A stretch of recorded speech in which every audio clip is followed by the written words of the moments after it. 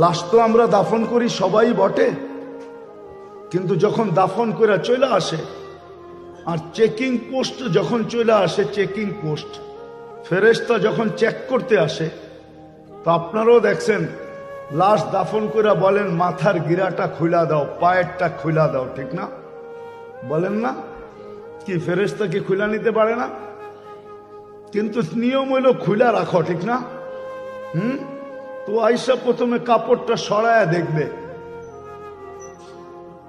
প্রশ্ন উত্তর পরে হবে, আগে দেখবে।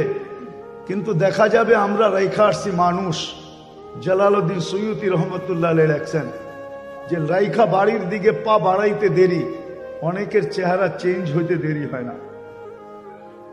ওই চেহারা দেখেই প্রশ্ন উত্তর পুরা হয়ে যায় যে এটার আর প্রশ্নের দরকার নাই, চেহারা চেঞ্জ হয়ে যায়।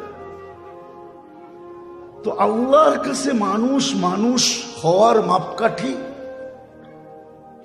বা পাল্লা বা মিটার বা স্কেল বা ফিতা যাই বলেন, ওটা ভিন্ন।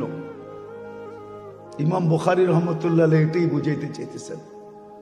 শেষ হাদিসে এইদিকে ইঙ্গিত যে শোনো মুসলমান উম্মতে মুহাম্মাদি, তোমার মাপকাঠি কিন্তু আল্লাহর কাছে হলো আমল। আমল হলো তোমার মাপকাঠি। আমলের ভিত্তিতে তোমাকে মাপবে, আমল দিয়ে তোমাকে মাপবে, আমলের মিটার দিয়ে তোমাকে মাপবে।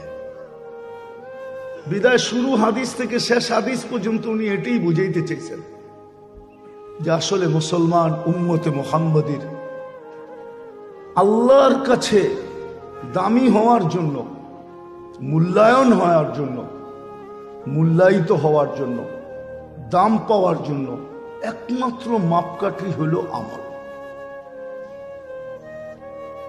আমলের দ্বারা মূল্যায়িত হবে ওই আমল যে আমল আল্লাহ ওহীর মাধ্যমে পাঠাইছেন।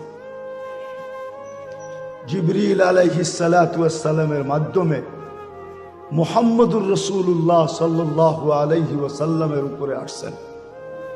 মা আতাকুমুর রাসূল ফাখুযু ওয়া মা নাহাকুম আনহু ফান্তাহু। এটাই হলো মাপকাঠি। আমলই একমাত্র আমাদের জীবনের মাপকাঠি। আমল দিয়ে আল্লাহর কাছে আমরা মূল্যায়িত হব। সত্য এটাই মেরে দোস্ত, দুনিয়াতে আপনি কতটুকু মূল্যবান, কতটুকু মূল্যায়িত, এটা দুনিয়ার ব্যাপার। যালিকা মাতাউল হায়াতিদ দুনিয়া জাআলনাকুম শুউবান ওয়া কাবাইলা লিতাআরাফু। পরিচয় পরিচিতি